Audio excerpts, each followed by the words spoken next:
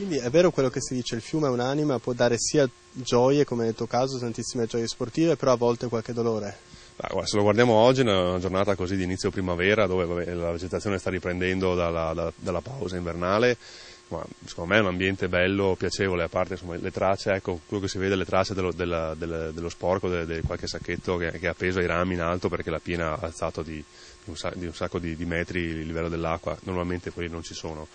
E questa è la condizione standard per tutto l'anno. Quello è stato un evento eccezionale, tant'è che noi abbiamo il nostro argine qui che la quota è fissata sulla piena del 66, che era considerato un evento eccezionale. A novembre è stata 30 cm più alta l'acqua. Ci sono tante motivazioni.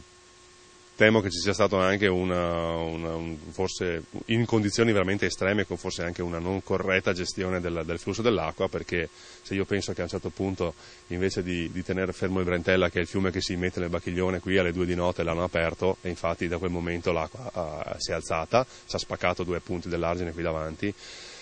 Poi parlando con gente che di mestiere per 40 anni ha gestito le acque del fiume, si capisce che forse qualcosa non è stato fatto nel migliore dei modi.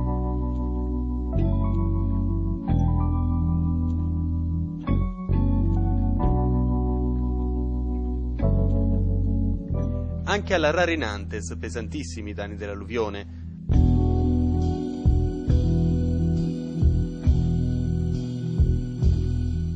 Rarinantes, una delle istituzioni di Padova, uno dei più vecchi circoli nautici della città. 1905. Dal 1905 prima si dedicava al nuoto, poi è fallita, ci sono state delle vicissitudini insomma negative, e poi è rinata come remiera. Che cosa vuol dire Rarinantes? Apparent Rarinantes ingurgite vasto, è l'Eneide di Virgilio, e significa pochi nuotatori che si sono salvati dal naufragio di Enea. E adesso significa forse la più grossa delle remiere del Padovano e forse anche dell'entroterra veneziano. Abbiamo molte barche e facciamo attività sia sportiva e amatoriale, e in più insegnamento della voga veneta. Noi abbiamo mascarette, abbiamo sandali a 4 remi, abbiamo una caorlina, abbiamo una bissona e la 10 remi che ha 3 anni, che purtroppo con l'alluvione è rimasta sott'acqua per 65 giorni. Poi è stata recuperata dai sommozzatori dei vigili del fuoco. Adesso dovrete restaurarla questa barca? Dobbiamo restaurarla, dobbiamo finanziarla più che altro, e sono circa 20.000 euro che al momento la società non ha. Riprendiamo la navigazione dirigendoci verso una delle tante opere idrauliche dei fiumi del Veneto, la chiusa di Volta Barozzo. Con un ingegnoso sistema pensato da Leonardo da Vinci è possibile passare in pochi minuti da un fiume all'altro, anche se c'è un dislivello d'acqua da superare.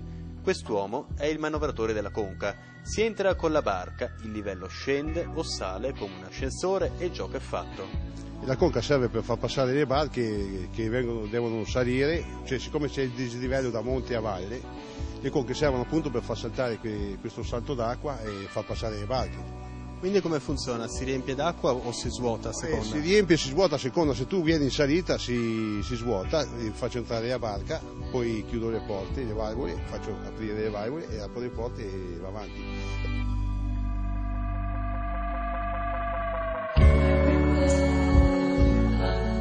Che tipi di barche passano qui?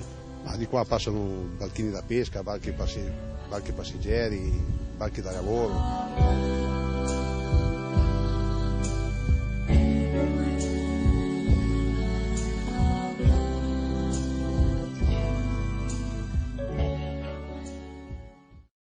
They came to the river, and they came from the road, and he wanted. Nel 1209 venne completato il taglio del canale Piovego, lungo 10 km, da Padova a Stra. Convoglia nel Brenta le acque di Padova provenienti dal Bacchiglione, collegando direttamente la città al naviglio del Brenta e quindi a Venezia. Con l'apertura del canale Piovego e la creazione del porto fluviale del Portello, la navigazione su Padova aumentò considerevolmente. Siamo proprio sotto le mura. Ci siamo spostati sul tratto cittadino del fiume Piovego. Qui abbiamo incontrato gli Amici del Piovego, un'associazione nata con quali obiettivi?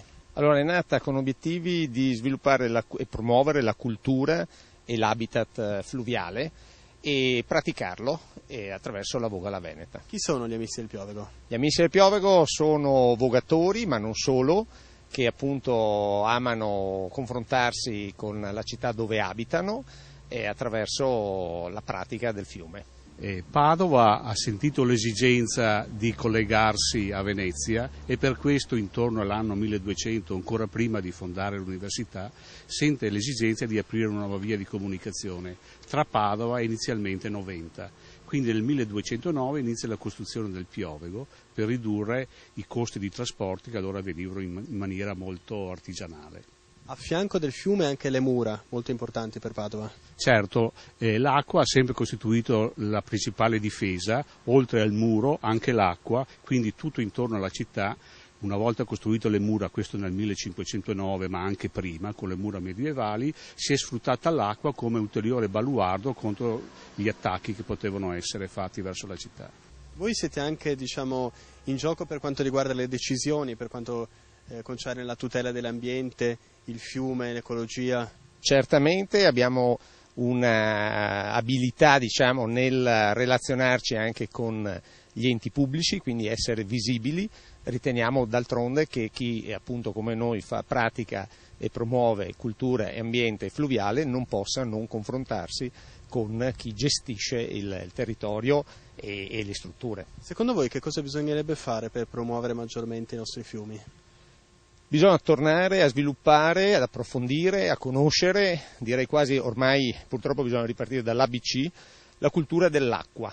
Cultura dell'acqua che vuol dire proprio le cose di base. Si sa che l'acqua scorre, l'acqua cresce, l'acqua cala e quindi sono conoscenze di base per capire poi come gestire il problema dei fiumi, dei canali, come relazionarsi con loro, come anche viverli correttamente.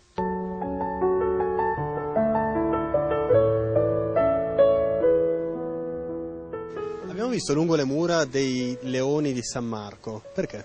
Certo, con la caduta di Caradesi intorno al 1400 la Serenissima si impossessa della città e diventa la dominante, come veniva chiamata, di Padovani, e in tutte le vie di entrata della città, e quindi principalmente sui bastioni, veniva posto il leone. Leoni che poi furono in parte distrutti sia, si dice, da Napoleone, dall'esercito di Napoleone, dai francesi, ma anche dei padovani che non volevano più avere a che fare con la dominante.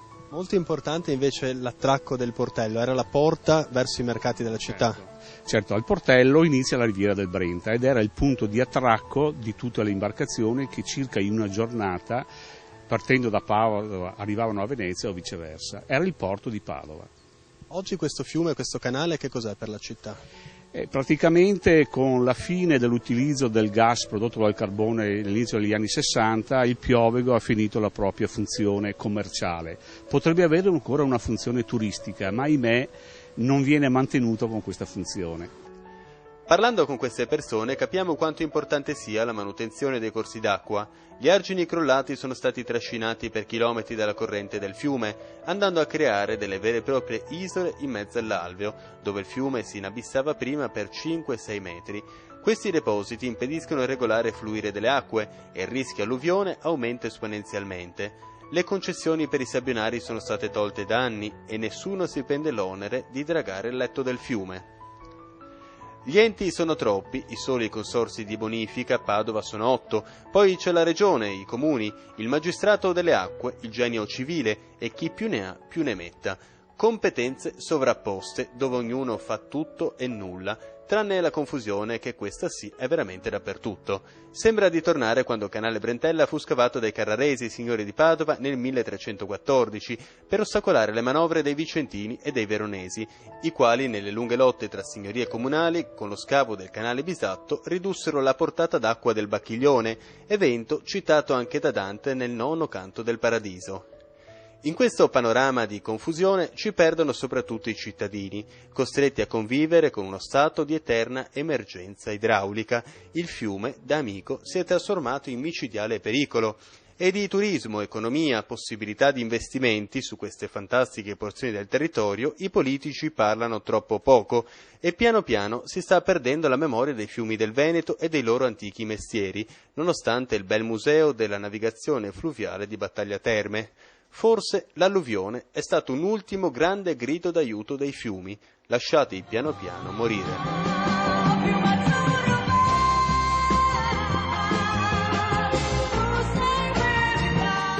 E termina così il nostro viaggio alla scoperta dei fiumi del Veneto. Vivere il Nord-Est torna la settimana prossima, come al solito la domenica alle 21:30. Grazie per averci seguito, arrivederci.